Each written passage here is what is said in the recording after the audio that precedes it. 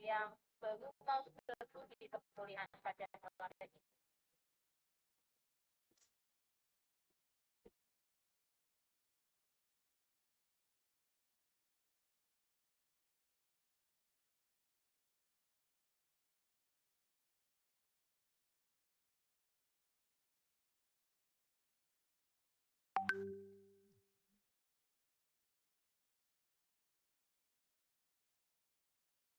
Untuk Bapak Ibu yang ada di Jakarta, ya, untuk perkuliahan di malam hari ini dengan topik konsep dasar pemikiran kreatif dan kritis. Kita akan mengawali dengan apakah berpikir itu. Ya, jadi kita akan mengawali konsep dasar kita dengan pengenalan apakah berpikir itu.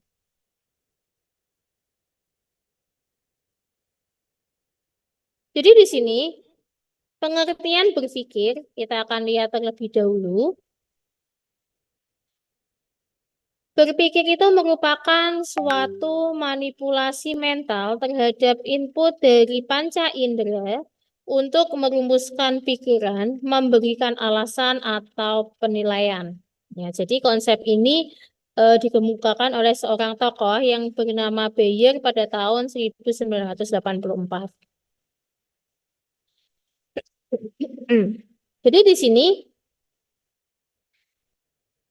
Bayer mengungkapkan bahwa berpikir itu merupakan sebuah kegiatan mental yang melibatkan kinerja otak.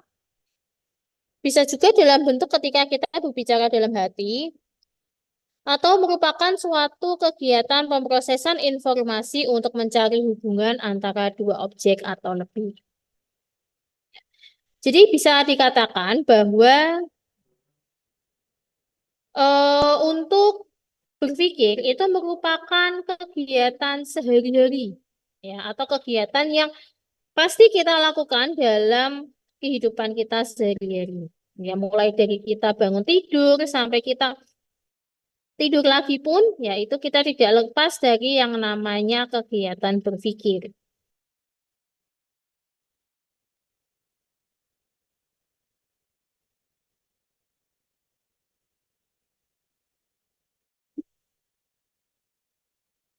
Kemudian, apa saja jenis-jenis berpikir?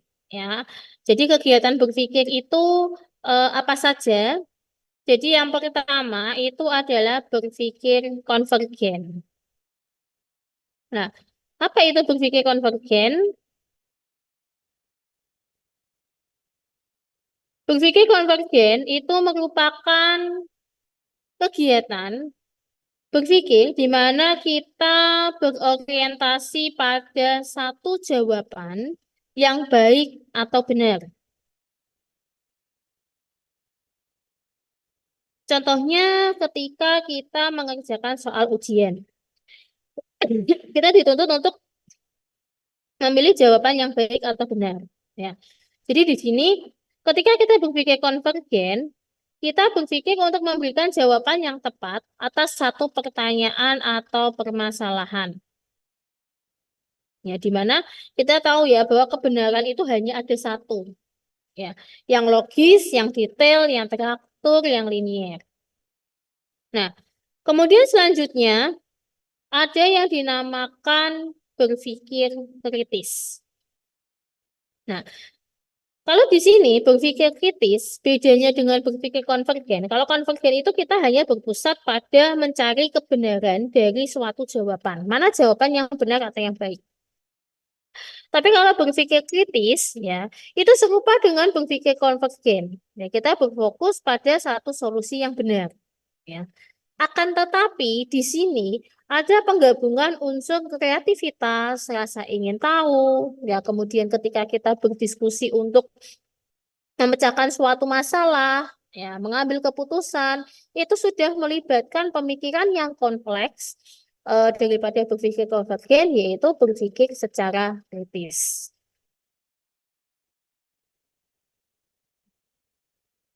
Nah, kemudian ada yang dinamakan berpikir divergen.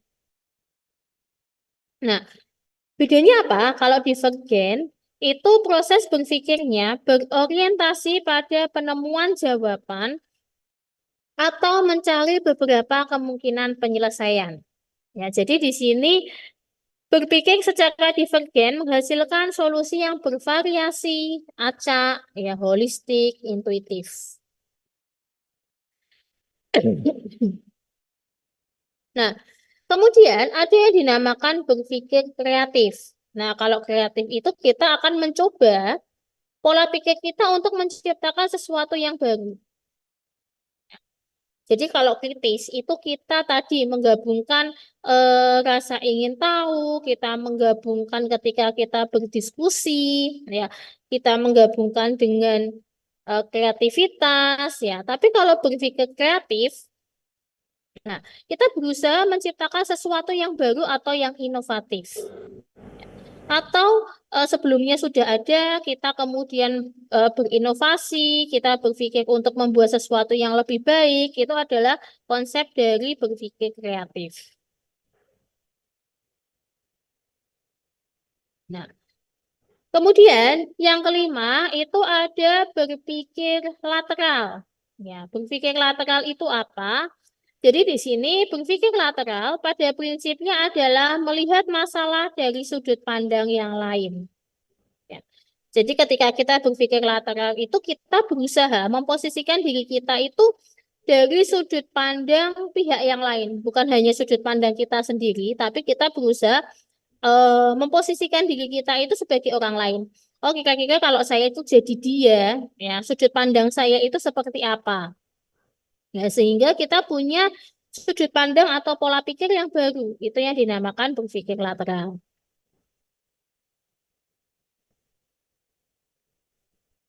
Nah, kemudian apa saja keterampilan yang harus dimiliki oleh peserta didik di dalam abad ke-21 atau kita boleh bilang ya di era digital sekarang ini apa saja sih sebenarnya kemampuan yang harus dimiliki oleh peserta didik. Nah, jadi yang pertama itu learning skill. Ya, learning skill itu kita tidak hanya bicara soal kepandaian atau kepintaran secara akademis. Ya, tapi di sini kita berpikir secara kritis, ya kita kreatif, kita bisa berkolaborasi dengan teman sekerja kita atau teman sekelompok kita, itu bagian dari learning skill. Nah, kemudian yang banyak sekali digaungkan pada era digital ini, ya kemampuan untuk literasi. Ya, salah satunya dengan gerakan untuk gemar membaca, ya membaca buku atau membaca sumber-sumber yang informatif, itu bagian dari literasi. Kemudian kita dibiasakan untuk bekerja dengan teknologi, ya itu bagian dari literasi. Nah, kemudian yang tidak boleh kita lupakan ya atau yang sering sekali dilupakan adalah life skill ya.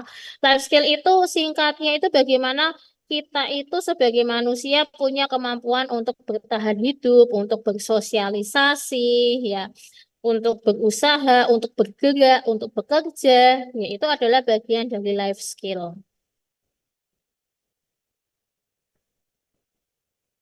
Nah, kalau sudah tahu tadi kemampuan yang harus kita miliki di abad ke-21 atau di era digital ini. Nah, kemudian apa makna pemikiran kritis dan kreatif? Jadi, kenapa sih kita itu jadi orang itu harus kreatif dan kritis? Nah, jadi di sini tidak selamanya ya kita itu berada pada posisi yang nyaman ya atau berada di zona nyaman. Ada kalanya kita itu berada di zona yang darurat atau yang tidak nyaman ya. Di mana kita harus menghadapi masalah-masalah yang sangat kompleks, kita harus menghadapi eh, permasalahan-permasalahan yang tidak sederhana ya. Kita harus mencari solusi atas apa yang kita hadapi. Nah, di sini kita dituntut untuk berpikir kritis dan kreatif. Nah, setiap pemikiran atau ide yang baik itu biasanya akan merancang atau melahirkan atau menciptakan sesuatu pemikiran yang positif atau yang baik. Nah, pemikiran yang berkualitas tinggi adalah pemikiran yang mampu melakukan pekerjaan yang ditetapkan. Jadi di sini untuk mencapai sebuah tujuan, untuk mencapai sebuah pemikiran yang kritis, yang kreatif, ya kita itu harus mengupayakan segenap potensi diri kita untuk kita bisa menjadi seseorang yang kreatif dan kritis.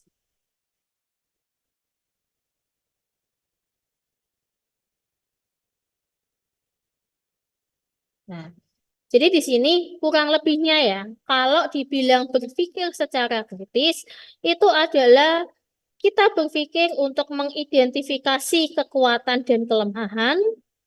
Nah, kemudian dari kekuatan dan kelemahan itu kita susun kembali, ya, mana bentuk yang lebih baik. Ya, makanya untuk menyusun dalam bentuk yang lebih baik itu kita perlu yang namanya pola pikir kreatif. Nah, jadi dari gambar ini terlihat ya, dimensi berpikir kritis itu meliputi tiga hal, yaitu analitik, evaluatif, dan kreatif. Ya. Jadi di sini kalau kita itu mau berpikir kritis, ya kita itu harus analitik, harus evaluatif, dan harus kreatif. Analitik itu berarti berkaitan dengan kemampuan kita untuk menganalisa, ya menganalisa segala permasalahan. Kemudian evaluatif itu berarti kita harus mengevaluasi ya, mengevaluasi atau kita harus apa ya, menilai ya, atau kita harus melihat kembali rekam jejak kita di belakang, keputusan-keputusan yang kita ambil seperti apa. Kemudian dari situ kita akan belajar untuk mengambil pengalaman yang lebih baik. Ya. Kemudian yang ketiga itu adalah unsur kreativitas, di mana kita harus bisa menjadi seseorang yang kreatif dalam berpikir. Nah, jadi di sini ya kita akan melihat juga apa itu elemen-elemen dari pemikiran. Ya, sebenarnya kalau kita tuh tiap hari itu berpikir ya, mulai kita bangun tidur sampai kita tidur lagi di malam hari, sebenarnya yang kita pikirin itu apa saja sih? Ya, atau ketika kita berpikir itu kita berpikirnya apa aja? Ya. Ternyata ya, misalnya nih, kita berpikir tentang kegiatan sehari-hari, mulai dari perkuliahan, kemudian kita misalnya melakukan aktivitas sehari-hari, mulai dari makan, minum, melakukan pekerjaan rumah, dan sebagainya, itu adalah objeknya. Ya. Tapi ternyata di sini, ya, pemikiran yang kita lakukan setiap hari itu kompleks. Ya, ternyata melibatkan yang namanya asumsi, prasangka, konsep, teori, penafsiran, analisis, informasi, ya, kemudian kita berpikir objektif, subjektif, sudut pandang, ya. Ternyata kalau kita lihat gambar ini, ya, seharusnya itu kita sadar bahwa oh otak kita itu bekerja sedemikian rupa sehingga kita itu bisa berpikir dengan baik. Ya, nggak cuma berpikir satu tambah satu sama dengan dua. Ya, ternyata untuk menghasilkan satu tambah satu sama dengan dua itu meliputi banyak sekali elemen dari pemikiran. Nah, kemudian bagaimana strategi melatih keterampilan berpikir kritis? Nah, jadi yang pertama, ya kita harus mempertanyakan segala sesuatu, termasuk norma dan tradisi sosial yang ada. Ya. Kemudian yang kedua, kita harus berpikir secara otomatis. Ya, berpikir secara otomatis itu maksudnya kita itu cepat tanggap gitu loh. Ketika ada permasalahan, ketika kita dihadapkan pada suatu kondisi tertentu, kita itu harus kalau istilah anak zaman sekarang itu satset ya, nggak nunggu lama, nggak pakai lama, kita harus bisa secara cepat mengambil keputusan apa yang harus kita lakukan. Nah, kemudian yang ketiga, mempertimbangkan semua aspek masalah dan melihat elemen-elemen dalam konteks yang lebih luas. Kemudian yang keempat, menelaah ide dan informasi dengan cermat. Kemudian yang kelima, kita harus berpikiran lebih maju. Yang keenam, ya, kita harus bisa menghindari untuk membuat asumsi sehingga dapat menghindari terjadinya kesalahan. Nah, pertanyaannya, apakah asumsi itu selamanya salah? Ya, atau apakah insting kita, ya, pendapat kita, prasangka kita itu selamanya jelek? Ya, ternyata tidak seperti itu. Nah, maksudnya di sini menghindari membuat asumsi itu adalah kita itu membuat asumsi-asumsi yang eh, bergantung atau mayoritas itu karena kita emosi, ya. Kita emosi, kita eh, lagi naik darah, ya, pikirannya lagi nggak tenang, kemudian kita mengambil suatu asumsi. Nah, itu biasanya asumsi-asumsi yang keliru itu muncul di situ, ya. Tapi kalau kita bisa berpikiran lebih maju, kita berpikir dengan tenang, ya, kita akan bisa menyusun asumsi-asumsi yang jauh lebih objektif dan lebih baik. Nah, kemudian yang ketujuh adalah mempertimbangkan perspektif atau sudut pandang yang berbeda. Nah, di sini maksudnya adalah kita bisa untuk berpikir lebih luas, ya, atau berwawasan lebih luas. Oh, kira-kira kalau saya posisi jadi orang lain, sudut pandang saya itu seperti apa? Ya, jangan serta-merta langsung menyalahkan seseorang karena sudut pandang yang berbeda dengan kita. Nah, itu adalah salah satu bentuk bahwa kita itu berpikir kritis, ya, ketika kita bisa memposisikan diri kita seperti kondisi yang dialami oleh orang lain.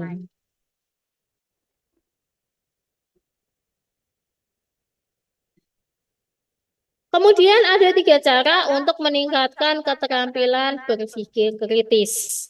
Ya, jadi di sini kita melakukan bertanya sebanyak mungkin, ya. Biasanya menggunakan prinsip 5W dan 1H. Ya. Apa, mengapa, di mana, kapan, siapa, dan bagaimana. Ya. Di sini peserta didik yang sering bertanya, maka akan merangsang pemikiran untuk mengolah jawaban yang diberikan. Ya, makanya kita sering tahu, ya, atau sering dengar, ya, kalau anak kecil itu biasanya berisik, berisik dalam tanda petik itu banyak tanya, banyak ngeyel, banyak respon. Nah, itu karena anak kecil itu mulai belajar untuk berpikir secara kritis. Kemudian yang kedua, lebih aktif untuk mendengar karena ketika seseorang benar-benar mendengarkan orang lain, ya, maka pikiran kita itu akan fokus terhadap apa yang disampaikan dari orang lain, ya, sehingga kita itu punya informasi baru, kita punya ide baru, ya. Dan apabila kita terbiasa untuk mendengarkan orang dengan baik, maka kita akan cepat merespon sesuai dengan tema yang dibahas. Jadi nyambung, ya. Kalau diajak orang ngobrol itu nyambung. Nah, kemudian yang ketiga adalah mempertimbangkan segala kemungkinan. Nah, kemudian kita akan lihat beberapa metode dalam berpikir kreatif. Yang pertama itu adalah evolusi. Yang kedua itu adalah sintesa, ya, atau mensintesis, ya. Kemudian yang ketiga itu adalah revolusi, yang keempat itu adalah reaplikasi, dan yang kelima itu mengubah cara pandang, ya. Jadi di sini yang pertama, kalau kita mau berpikir kreatif itu kita harus berusaha menjadi seseorang yang dinamis, yang enggak saklek, ya, yang tidak statis. Jadi kita mengevolusi, ya, atau merevolusi juga cara berpikir kita. Ya, banyak membaca, banyak bergaul dengan orang, banyak ketemu orang, banyak mendengarkan orang lain. Itu salah satu bentuk bagaimana kita mengevolusi dan merevolusi pola pikir kita. Ya. Mensintesis itu kaitannya kita bicara soal literasi. Ya. Kemudian mereaplikasi. Ya, jadi kita mereaplikasi itu kita meniru ya, atau kita belajar bagaimana ketika kita melihat sesuatu, oh orang ini kok punya keterampilan yang bagus ya, atau punya skill yang mumpuni ya, bagaimana cara supaya saya itu bisa seperti dia, ya. Bagaimana cara dia belajar, bagaimana cara dia berpikir, bagaimana sudut pandangnya, itu yang kita reaplikasikan di dalam kehidupan kita. Nah, kemudian yang terakhir adalah mengubah cara pandang.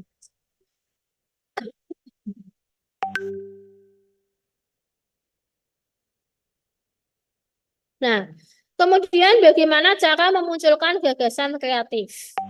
Ya. Salah satu menghasilkan gagasan-gagasan yang baru adalah dengan brainstorming. Ya. Jadi di sini tujuan brainstorming itu adalah menstimulasi agar berpikir di luar kebiasaan. Jadi di sini bagaimana kita bisa menghasilkan ide-ide yang dapat dikembangkan serta dimodifikasi.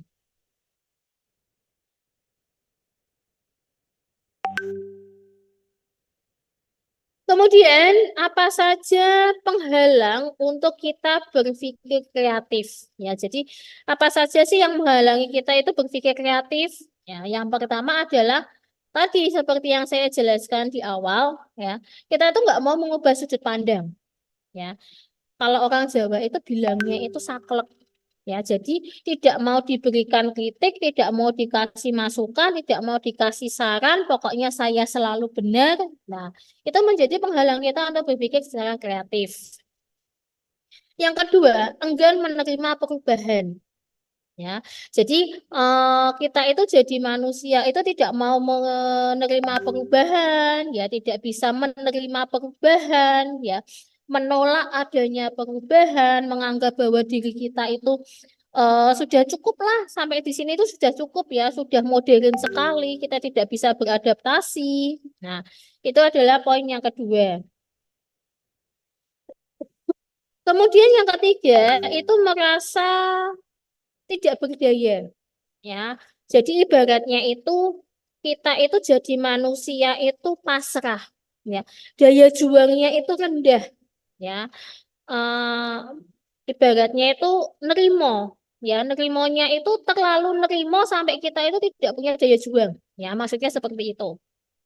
Nah, yang keempat, kita punya ketakutan bahwa kita itu takut ditertawakan atau direndahkan oleh orang lain. Ya, sehingga itu menjadi suatu penghalang kita berpikir kreatif. Ya, oh, jangan-jangan kalau saya itu ngambil ide seperti ini atau saya itu melakukan inovasi seperti ini, nanti saya diketawain sama teman-teman saya. Nanti saya akan dipandang sebelah mata oleh teman-teman saya. Nah, itu adalah poin yang keempat. Nah, kemudian yang terakhir adalah apa saja mitos penghalang proses berpikir kreatif. Ya. Jadi di sini ya mitos-mitos penghalang proses berpikir kreatif yang pertama adalah setiap masalah hanya punya satu solusi. Ya, benar nggak sih? Setiap masalah itu hanya punya satu solusi? Jawabannya tidak. Ya, tidak semua masalah itu hanya punya satu solusi. Bisa saja suatu masalah itu punya solusi A, solusi B, solusi C. Ya. Kemudian saat solusi suatu masalah telah diketemukan, maka sia-sia ketika kita mencari solusi yang baru. Pertanyaannya, sia-sia enggak sih? Enggak dong. Ya. Kalau solusi itu sudah diketemukan, ya, kemudian kita ketemu nih solusi yang lebih baik, kemudian kita implementasikan, kenapa tidak? Ya, siapa tahu ya solusi yang terakhir itu menjadi solusi yang lebih baik. Kemudian yang ketiga, jawaban kreatif itu selalu melibatkan teknologi yang tinggi dan mahal, enggak juga. Ya, jadi jawaban yang kreatif itu terkadang muncul dari pola pemikiran yang sangat sederhana sekali. Ya. Contohnya, ketika teori gravitasi itu ditemukan, ya, ditemukan pertama kalinya itu dari apa? Ya, penemunya duduk di bawah pohon, kemudian dia melihat sebuah apel itu jatuh dari pohon. Kemudian dia bertanya-tanya kenapa apelnya itu jatuh ke tanah, dia tidak melayang, tapi jatuh di tanah, dia tidak melayang atau tidak terbang dan sebagainya. Dia bertanya-tanya, ya, apakah itu membutuhkan teknologi yang tinggi dan mahal? Enggak, karena ceritanya dia lagi duduk, ya, lagi bersantai, tiba-tiba ada kejadian di depan mata seperti itu. Nah, ide itu semata-mata anugerah dari langit yang tidak dapat dicari. Ya, enggak juga ya. Ide itu bisa muncul kapan aja, di mana saja, oleh siapa saja yang mau bergerak dan berpikir kreatif dan kritis. Ya. Oke, terima kasih untuk kehadiran rekan-rekan mahasiswa dan dosen pendamping yang ada di cabang. Saya cukupkan sekian untuk penjelasan materi saya di pertemuan pertama pada hari ini. Ya, kurang lebihnya saya meminta maaf kalau ada penjelasan saya yang kurang berkenan atau yang kurang jelas. Selanjutnya akan dilanjutkan oleh masing-masing dosen yang ada di cabang. Sekian, saya tutup. Wassalamualaikum warahmatullahi wabarakatuh. Waalaikumsalam warahmatullahi wabarakatuh. Terima kasih Bu Vivi. Iya, sama-sama. Terima kasih, Bu.